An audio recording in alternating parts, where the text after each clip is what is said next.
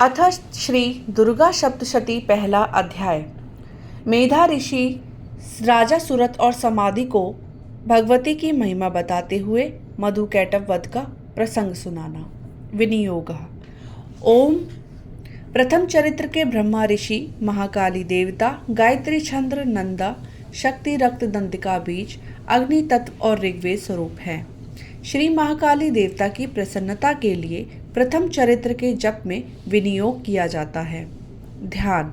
भगवान के विष्णु के सो जाने पर मधु और कैटभ को मारने के लिए कमल जन्मा ब्रह्मा जी ने जिनका स्तवन किया था, उन महाकाली देवी को मैं सेवन करता हूँ।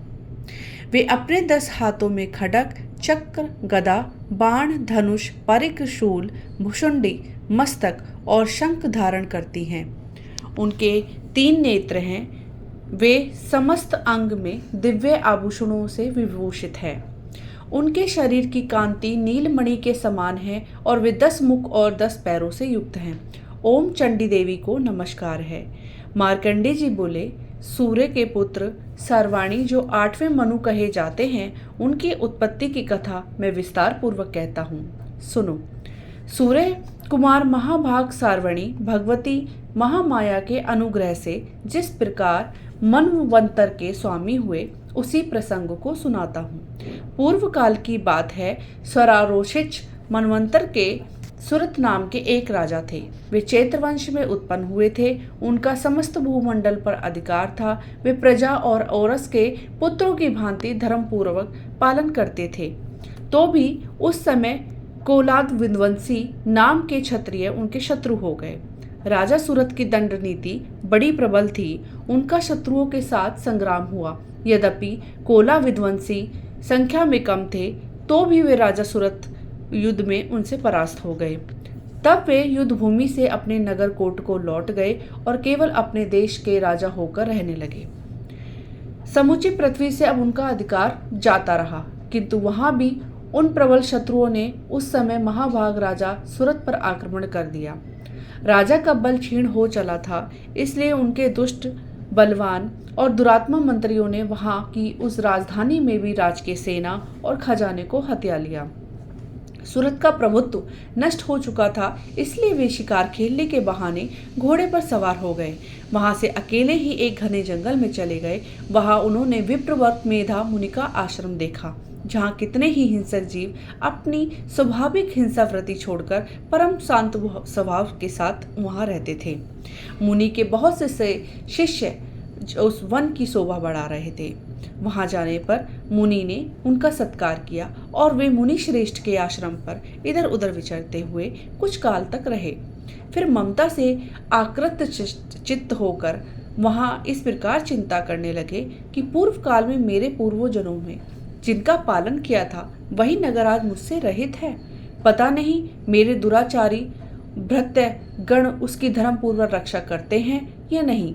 जो सदा मद की वर्षा करने वाला और शूरवीर था, वह मेरा प्रधान हाथी अब शत्रुओं के अधीन होकर न जाने कितने भोगों को भोगता होगा।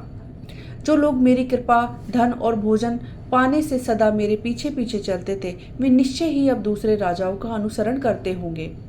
उन लोगों के द्वारा सदा खर्च होते रहने के कारण अत्यंत कष्ट से जमा हुआ मेरा वे खजाना भी खाली हो जाएगा।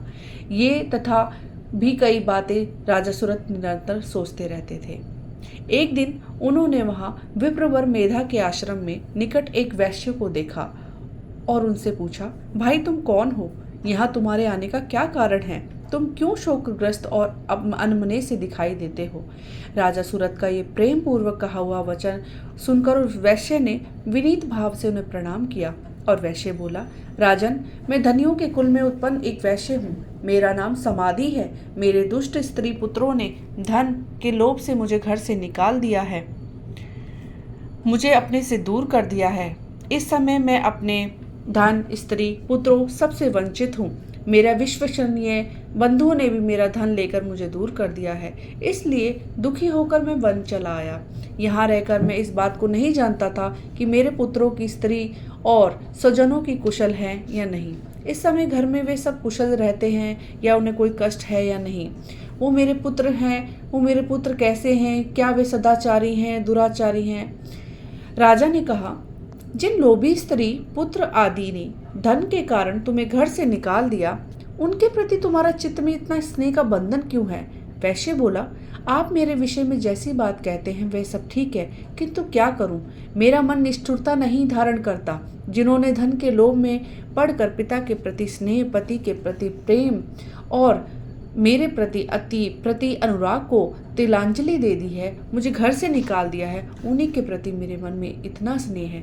महामते, गुणहीन बंधुओं के प्रति जो भी मेरा चित्त इस प्रकार प्रेम मग्न हो रहा है, ये क्या है? इस बात को जानकर मैं भी नहीं जान पाता, इसलिए मैं लंबी सांसें ले रहा हूँ और मेरा हृदय अत्यंत दुखित हो रहा है। उन लोगों ने प्रेम का सर्वथा अभाव है, तो भी मैं उनके प्रति जो मेरा मन निष्ठुर नहीं हो पाता, इसके लिए मैं क्या करूं? मार्कंडेय जी बोले, वृद्धवान, तदंतर राजाओं में श्रेष्ठ सुरत और वो समाधि नाम वैश्य दोनों साथ साथ मेधा मुनि की सेवा में उपस्थित हुए और उनके साथ यथा योग्य न्यायपूर्ण विनयपूर्वक बर्ताव करने बैठे। तत्पश्चात वैश्य और राजा ने कुछ वार्तालाप आरंभ किया। राजा ने कहा, भगवान, मैं आपसे एक बात पूछना चाहता हूँ, उसे बताइए। मेरा चित्त अपने अधीन न होने के कारण वह बात मेरे मन को बहुत दुख देती है। जो राज्य मेरे हाथ से चला गया, उसमें उसके संपूर्ण अंगों में मेरी ममता बनी हुई है। मुनिवर, ये जानते हुए भी कि अब वे लोग मेरे नहीं हैं, अज्ञानी की भांति मुझे उसके लिए दुख होता है। ये क्या है? इधर ये वैश्य भी घर से अपमानित होकर आया है, इसके पुत्र, स्त्री और भ्रातों ने इसे छोड़ दिया है, सज्जनों ने भी इसका परित्याग कर दिया है, तो भी ये इनके प्रति अत्यंत हार्दिक स्नेह रखता है। इस प्रकार ये तथा मैं दोनों ही बहुत दुखी हैं। जिन्हें प्रत्यक्ष दोष देखा गया है, उस विषय के लिए हमारे मन में ममता जनित आकर्षण पैदा हो रहा है। हे महाभाग, हम दोनों समझदार हैं, तो भी हमसे ये जो भी मोह पैदा हुआ है, ये क्या है? विवेक शून्य पुरुष की भांति मुझ में और इसमें भी मूढ़ता प्रत्यक्ष दिखाई देती है। ऋषि बोले, महाभाग, विषय मार्ग का ज्ञान सब जीवों को है, इसी प्रकार विषय भी सबके लिए अलग अलग है। कुछ प्राणी दिन में नहीं देखते और दूसरे रात में नहीं देखते, तथा कुछ जीव ऐसे हैं जो दिन और रात्रि में बराबर देखते हैं। ये ठीक है कि मनुष्य समझदार होते हैं, किंतु केवल वे ही ऐसे नहीं होते हैं। पशु, पक्षी और मृग आदि भी सभी प्राणी समझदार होते हैं। मनुष्य की समझ वैसी ही होती है जैसी उन मृग और पक्षियों की होती है, तथा जैसी मनुष्य की होती है वैसे ही उन मृग, पक्षी आदि की होती है। ये तथा अन्य बातें भी प्रायः दोनों में समान हैं। समझ होने पर भी इन पक्षियों को तो देखो, ये स्वयं भूख से पीड़ित होके और मोहवश होके बच्चों की चोंच में कितने चावल अन्न दाने डाल रहे हैं। नरश्रेष्ठ, क्या तुम देख नहीं पा रहे? ये मनुष्य समझदार होके लोग बस अपने किए हुए उपकार का बदला पाने के लिए पुत्रों की अभिलाषा रखते हैं। यद्यपि उन सब में समझ की कमी नहीं है, तथापि ये संसार की स्थिति, जन्म मरण की परंपरा बनाए रखने वाले भगवती महामाया के प्रभाव द्वारा ममतामय भंवर से युक्त मोह के गहरे गर्त में गिराए गए हैं। इसलिए इसमें आश्चर्य नहीं करना चाहिए। जगदीश्वर भगवान विष्णु की योग निद्रा रूपा जो भगवती महामाया है, उन्हीं से ये जगत मोहित हो रहा है।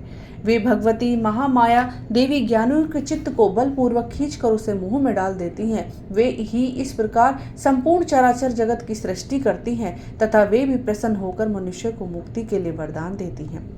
वे ही परम विद्या, संसार बंधन की, मोक्ष की हेतु भेता सनातनी देवी हैं और संपूर्ण ईश्वरियों को भी आदिश्वरी हैं। राजा ने पूछा, भगवान, जिन्हें आप महामाया कहते हैं, वे देवी कौन हैं? ब्रह्मा, उनका आविर्भाव कैसे हुआ तथा उनके चरित्र कौन कौन है? ब्रह्मा, वेताओं में श्रेष्ठ महर्षि, उन देवी का जैसा प्रभाव हो, जैसा स्वरूप हो, जिस प्रकार प्रादुर्भाव हुआ हो, वह सब मैं आपके मुख से सुनना चाहता हूँ। ऋषि बोले, राजन, वास्तव में तो वे देवी नित्य स्वरूपा ही हैं। संपूर्ण जगत उन्हीं का ही है और उनके समस्त विश्व को व्याप्त कर रखा है, तथापि उनका प्राकट्य अनेक प्रकार से होता है, वह मुझसे सुनो। यद्यपि वे नित्य और अजन्मा है, तथापि देवताओं के कार्य सिद्ध करने के लिए प्रकट हुई हैं। उस समय लोक में उत्पन्न हुई कहलाती हैं। कल्प में अंत में जब संपूर्ण जगत एकार वर्ण में निमग्न हो रहा था, तब सबके प्रभु भगवान विष्णु शेष सैया की बिछाकर योग निद्रा आश्रय ले सो रहे थे। उस समय उनके कानों के मल से दो भयंकर असुर उत्पन्न हुए, जो मधु और कैटभ के नाम से विख्यात थे। वे दोनों ब्रह्मा जी का वध करने के लिए तैयार हो गए। भगवान विष्णु जी के नाभि कमल से विराजमान प्रजापति ब्रह्मा जी ने जब उन दोनों भयानक असुरों को अपने पास आया और भगवान को सोया हुआ देखा, तब एकाग्रचित्त होकर उन्होंने भगवान विष्णु को जगाने के लिए उनके नेत्रों में निवास करने वाली योग निद्रा का स्तवन आरंभ कर दिया, जो कि इस विश्व की आदिश्वरी, जगत को धारण करने वाली, संसार का पालन और संहार करने वाली तथा तेज स्वरूप भगवान विष्णु की अनुपम शक्ति है। उन्हीं भगवती निद्रा देवी को भगवान ब्रह्मा स्तुति करते हैं।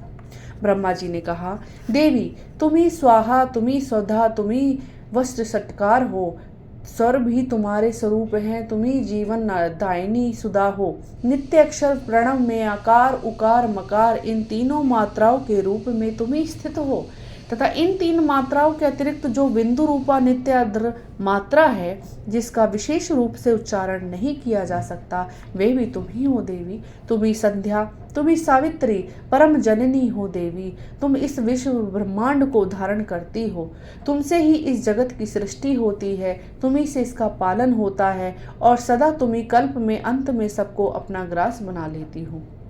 हे जगत जननी, इस जगत की उत्पत्ति के द्वारा तुम इस सृष्टि रूपा हो, पालन काल में स्थित रूपा हो और कल्पांत के समय संहार रूप धारण करने वाली महामाया हो। तुम्ही महाविद्या, तुम्ही महामाया, तुम्ही महामेधा, महास्मृति, महामोह रूपा महादेवी और महासुरी हो। तुम्ही तीनों गुणों को उत्पन्न करने वाली सबकी प्रकृति हो। भयंकर काल रात्रि, महारात्रि और मोह रात्रि भी तुम ही हो। तुम्ही ईश्वरी, तुम्ही श्री, तुम्ही हिरी और तुम्ही बोध स्वरूपा बुद्धि हो। लज्जा, पुष्टि, तुष्टि, शांति और क्षमा भी तुम ही हो। तुम खटक धारिणी, शूल धारिणी, घोर रूपा और गदा, शक्र, चक्र और धनुष धारण करने वाली हो। बाण, भुषुंडी और परिग्र ये भी तुम्हारे अस्त्र हैं और तुम सौम्य और सौम्यंतर हो। इतना ही नहीं, जितने भी सौम्य एवं सुंदर पदार्थ हैं, उन सबकी अपेक्षा तुम अत्यधिक सुंदरी हो। पर और अपर सबसे परे रहने वाले परमेश्वरी तुम ही हो। स्वरूप स्वरूपे देवी, कहीं भी सत असत रूप जो भी कुछ वस्तुएं हैं, वे उनकी जो शक्ति है वो तुम ही हो। ऐसी अवस्था में तुम्हारी स्तुति क्या ही हो सकती है, जो इस जगत की सृष्टि, पालन और संहार के लिए करते हैं। उन भगवान की जब तुम निद्रा के अधीन कर दिया है, तब तुम्हारी स्तुति करने में यहाँ कौन समर्थ हो सकता है। मुझको भगवान शंकर और भगवान विष्णु को भी तुमने अपने शरीर को धारण करवाया है, अतः तुम्हारी स्तुति करने की शक्ति किसमें है देवी। तुम तो अपने इन उदार प्रभावों से प्रशंसित हो। ये जो दोनों तुषर्द असुर मधु और कैटभ हैं, इनको मुंह में डाल दो और हे जगदीश्वर भगवान विष्णु को शीघ्र ही जगा दो। साथ ही इनके भीतर इन दोनों महान असुरों को मार डालने की बुद्धि उत्पन्न कर दो।